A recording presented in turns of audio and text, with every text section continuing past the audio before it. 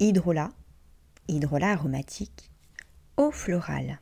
Voici quelques précisions sur ces 3 termes que l'on utilise en hydrolathérapie. Commençons par le terme hydrolat aromatique. Tout simplement, c'est un hydrolat qui est obtenu par la distillation d'une plante aromatique. Alors, pour vous donner une définition de la plante aromatique, pour rappel, une plante aromatique, c'est une plante dont on peut extraire une huile essentielle par entraînement à la vapeur d'eau. Cette plante aromatique, en fait, elle contient une essence végétale. Donc, en fait, c'est l'essence végétale que l'on distille et qui nous offre une huile essentielle et un hydrolat aromatique. Un hydrolat peut aussi être obtenu à partir d'une plante non aromatique. Je vous cite l'exemple du cassis, du bleuet, de l'amamélis. Ces plantes ne contiennent pas d'essence végétale, mais elles renferment des principes actifs que l'on retrouvera dans les hydrolats. Quand on utilise le terme eau florale, c'est pour préciser que l'on a obtenu l'hydrolat grâce à la distillation des fleurs de la plante.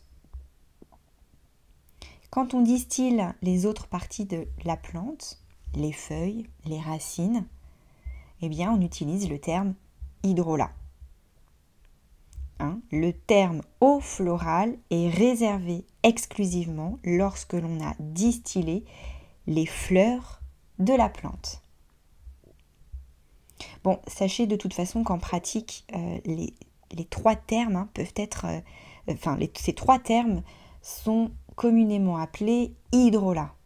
On distingue rarement dans les livres hydrolat aromatique, hydrolat non aromatique. Voilà, on utilise le terme hydrolat. Mais je trouve ça important d'avoir cette précision. Par contre, ce qui est totalement faux, c'est d'utiliser le terme eau florale pour désigner un hydrolat qui a été extrait par la distillation, par exemple, des feuilles d'une plante. On ne pourrait pas dire l'eau florale de Ravinsara, par exemple, ou l'eau florale de vétiver ou de nard. Ce serait faux. Donc, parmi les eaux florales, on va retrouver l'eau de fleur d'oranger, l'eau de rose, par exemple.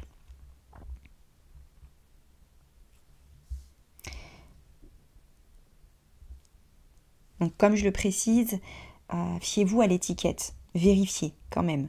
Quand vous achetez un hydrolat, si c'est écrit eau florale, de bien préciser que la partie distillée, c'est la fleur. Enfin, ce sont les fleurs. Donc, les hydrolats, elles présentent des grandes vertus thérapeutiques qui, tout comme les huiles essentielles, vont agir, comme je vous l'ai déjà dit, sur les plans physiques, psycho-émotionnels et énergétiques. Et qu'ils ont une concentration max de 0,1%. Mais attention, seulement s'ils sont de qualité médicale. Alors, ça, je vous en parle plus bas. Et c'est seulement s'ils sont de qualité dite médicale où ils pourront prétendre à être actifs. Donc, les principes actifs que l'on retrouve dans l'hydrolat, qu'ils soient aromatiques ou non, représentent la fraction moléculaire hydrosoluble de la plante.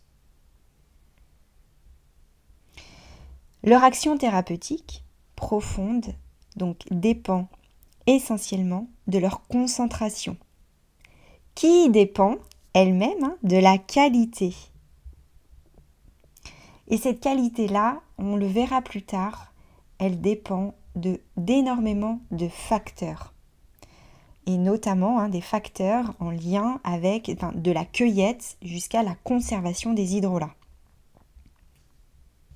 Moi personnellement, je vous déconseille d'utiliser des hydrolats bas de gamme, qui vous semblent en apparence être bas de gamme. Donc c'est notamment les hydrolats que vous trouverez en grande surface, par exemple. Apprenez à lire les étiquettes, à décrypter au-delà du flacon aussi. À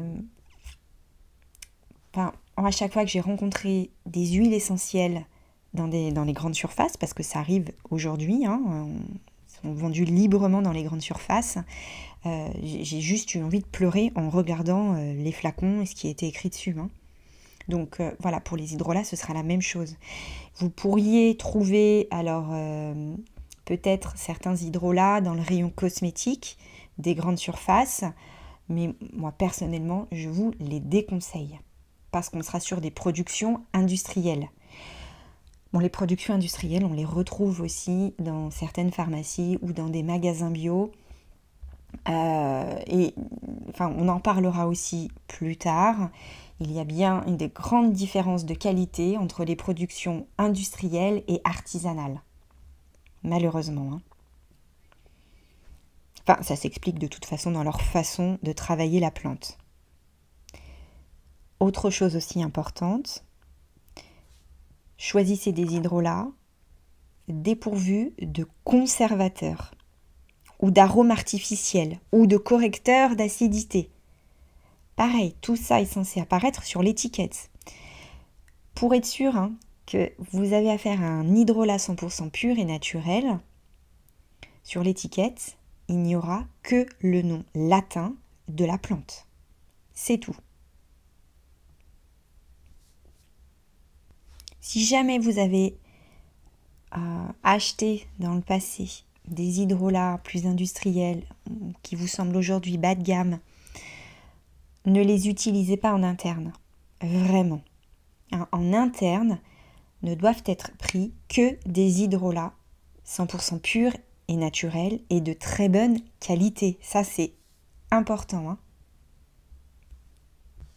Donc, lorsqu'ils seront de bonne qualité, il n'y aura, comme je vous l'ai déjà dit, quasiment pas de contre-indication. Donc un hydrolat pourra être pris sur du long terme chez un grand nombre de personnes, et notamment les personnes sensibles comme les bébés, les enfants, les femmes enceintes, les femmes allaitantes, les personnes pour qui les huiles essentielles sont contre-indiquées, des personnes qui présentent des pathologies.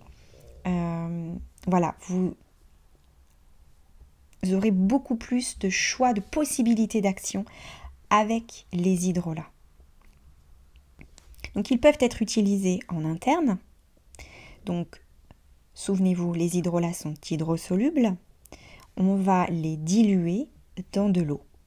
Alors on en reparlera aussi au moment où je vous parlerai comment utiliser les hydrolats en thérapeutique. Et il faudra utiliser de l'eau de la meilleure qualité possible. Ils peuvent être utilisés aussi sur la peau, pure, en cosmétique, comme tonique pour le visage ou en soin pour la peau ou pour les cheveux. Alors certains hydrolats comme la cannelle, la sarriette, le thym thymol peuvent être irritants. Donc ceux-là, on ne les utilisera pas par voie cutanée. Parce que ces hydrolats sont issus de plantes aromatiques qui nous offrent des principes actifs, donc parmi les huiles essentielles, extrêmement puissantes. Je parle notamment de la famille des phénols. Voilà, donc les hydrolats garderont ce côté irritant des phénols.